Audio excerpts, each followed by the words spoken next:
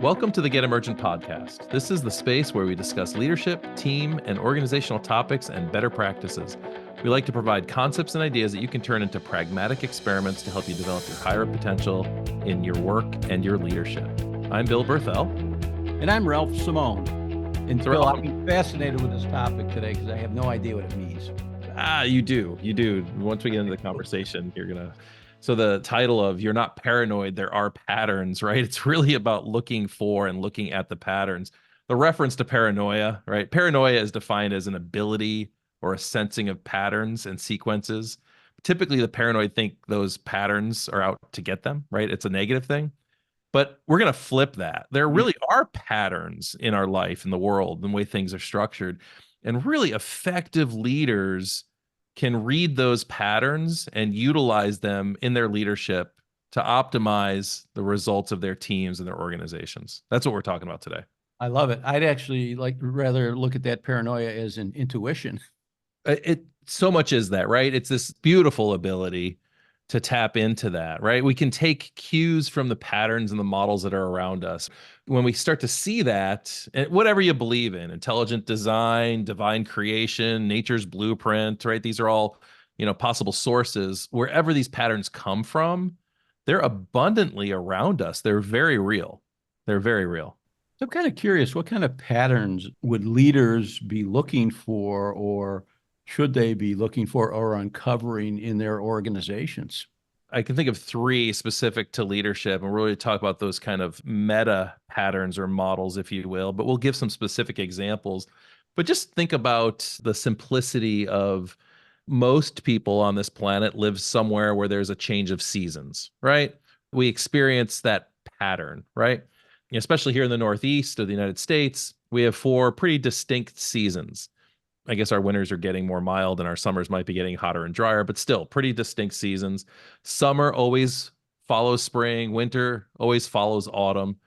While not completely forecastable, we can understand weather patterns each season will bring, right? So a really simple model of patterns most of us could relate to.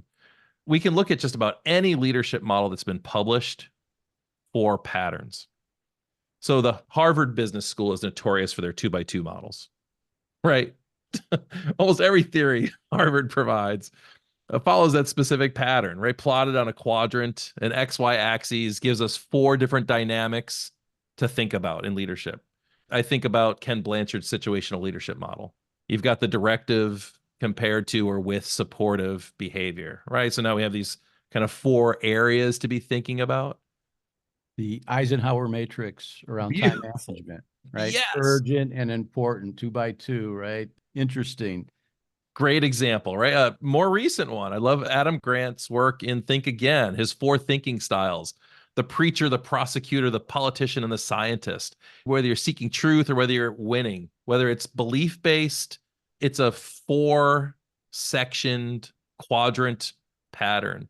I think we can see that that's not too different than seasons, right? There's four elements there.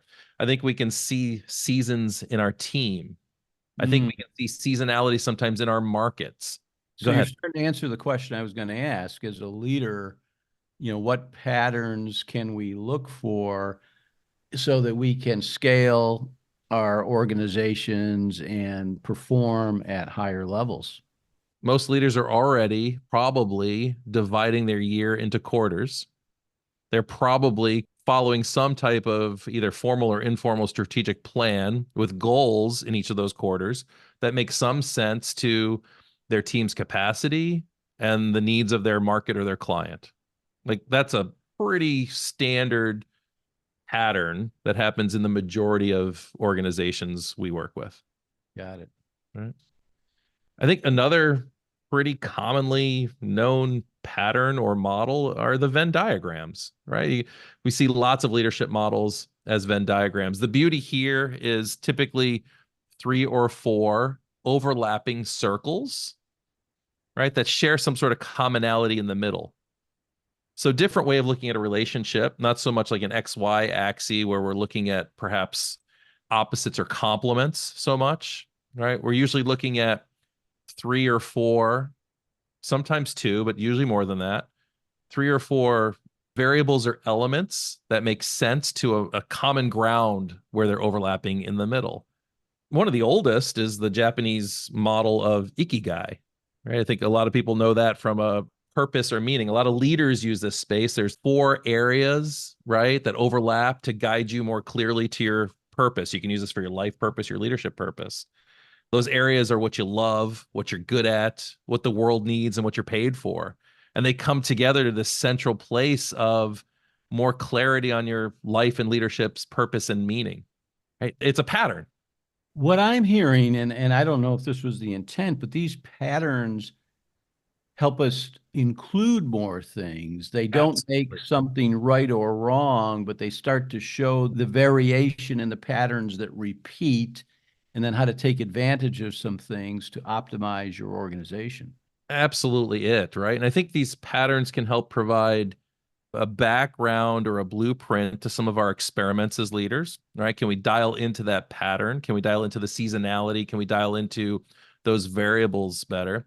I think it's a way of creating more focus. And we were just talking about focus on a previous podcast. And it's a way that we can start to get our hands around multiple variables for the purpose of focus. There's another pattern or another model we see a lot of in the leadership space, and that's a stacked triangle. A lot of authors love a stacked triangle, right? Because, like, think of the shape, right? A triangle is, I think, physically one of the strongest shapes. So there's Okay. something there.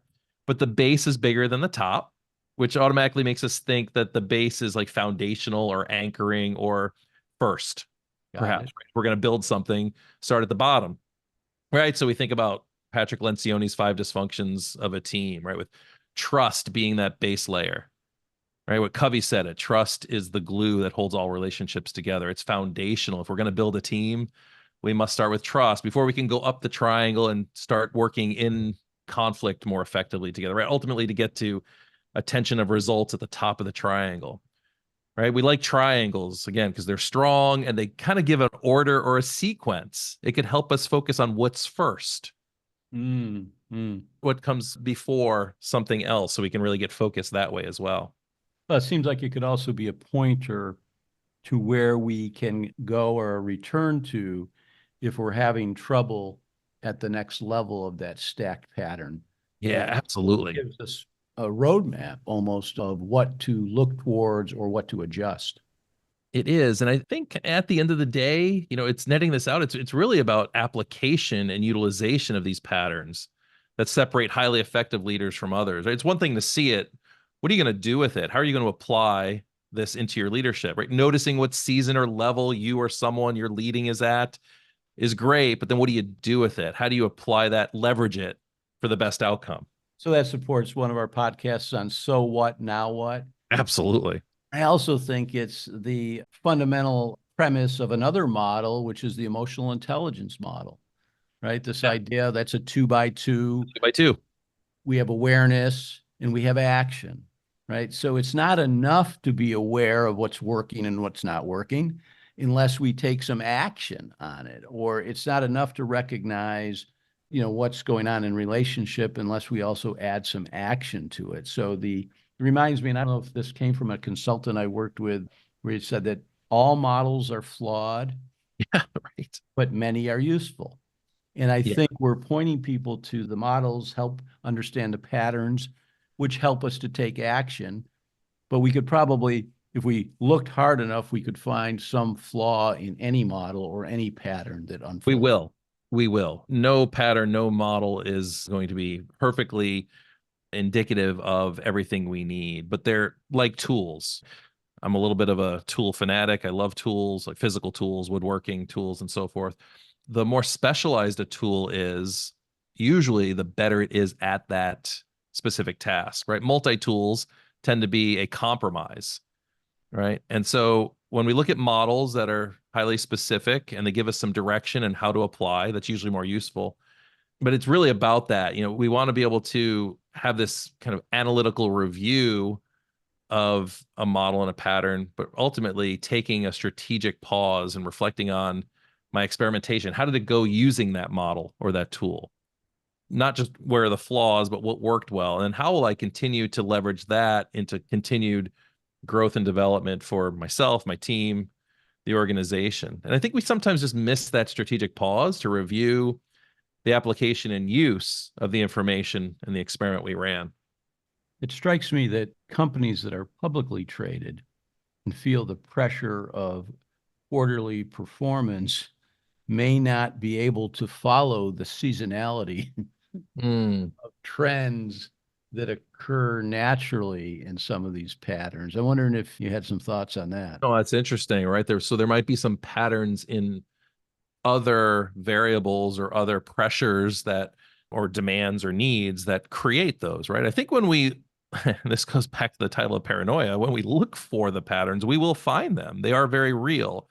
It's not that they're out to get us, it's how will we utilize them towards the objectives that we're after in our organizations. Bet there's some keys to those patterns as well. So on the positive side, I think some of the pressure on performance, particularly from the market, can create a sense of urgency. Sure. And also create a sense of importance and focus. Absolutely. Which then gets the organization perhaps letting go of the noise that will get in the way of performance. So that's kind of an interesting way to reframe that. Yeah, absolutely. Our listeners might be thinking, here's Bill and Ralph again, kind of giving away the keys to the very work that they sell. Our mission is to raise the consciousness of individuals, leaders, and teams and the people they serve. This content, all of this is out there already, right? This isn't giving away anything. It's actually asking our listeners to kind of key in, to pay attention, some more awareness of their environment and what's going on and what those patterns might be telling them. Our clients work with us as trusted advisors, as trainers and coaches because of what we do with this information. But this information is widely available. How will you use it? How will you use it is kind of the end of the day question. That seems like an element of organizational awareness in really paying attention to the organizational patterns that are moving us closer to our vision, our goals, our results, and which ones are getting in the way. And then adjusting the systems, adjusting the structure, perhaps even adjusting the culture based on the patterns of information that we are interpreting. Love it. Ralph, thank you. Thanks, Bill. And thanks for listening. You can listen to a new podcast 2 times every month here at Get Emergent or wherever you listen to your podcasts. This is where we bring you contemporary leadership topics and ideas balanced with what we hope you find are better practices that you can apply directly to your work and your leadership. Thanks.